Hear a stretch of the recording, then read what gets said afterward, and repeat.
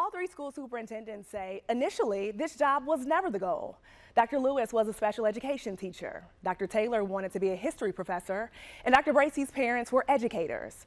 His father was a high school principal and was the only person he ever wanted to be like. You know, they've all had different journeys to leadership, but can agree that they saw a critical need in supporting the next generation. How do we attract more qualified people to the profession? As educators, we are our worst recruiters, because when we have a student, a family member, or our own children say that they want to go into the profession of being a teacher, we say, you sure you want to do that? You sure you want to do that? And so when we think about just, yes, you want to do this, you want to do this noble profession, and so the more that we can lift our educators up, I think that will help us retain and recruit teachers.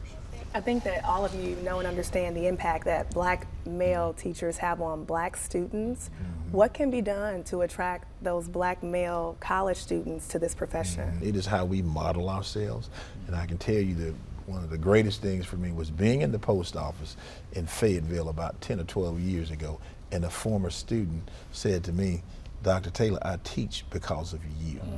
That is the power of what we do. So we have to remind people why this work is important and why they should want to be a part of it. I remember being a child and I wasn't making good grades because I wanted to be like my best friend. He wasn't making good grades. I didn't want him to think I was any different.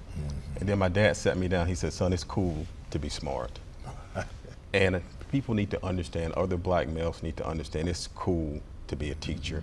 It's cool to be an educator. It's cool to be a role model in your community. And we talk a lot about student mental health, and I want to turn it on to you all. How's your mental health? What's the weight of this role like? Largest school district in the state. It is heavy. That's why I show up every day and give 125%, because I know how very important it is. And I know the value of this role and how people look at this role, and I have to use that for good to make sure I motivate everybody on the team.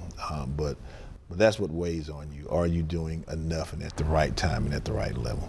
What keeps each of you up at night? Safety keeps me up at night, because anything can happen at any time. You can have all the protocols in place, and it's just so unpredictable.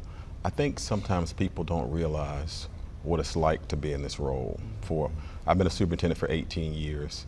I have slept with my phone on the nightstand for 18 years, and when it beeps, I jump and I check it if it's 3 in the morning. Ensuring that we're doing all we can to keep our children safe. You know, of our close to 32,000 students, 2 of them live in the house with me, so it's personal. And all three superintendents say they want to improve their metrics academically. They say one day they will retire. The hope is that they leave the industry better than when they found it. If you'd like to watch this full hour-long conversation, you can find it on abc11.com.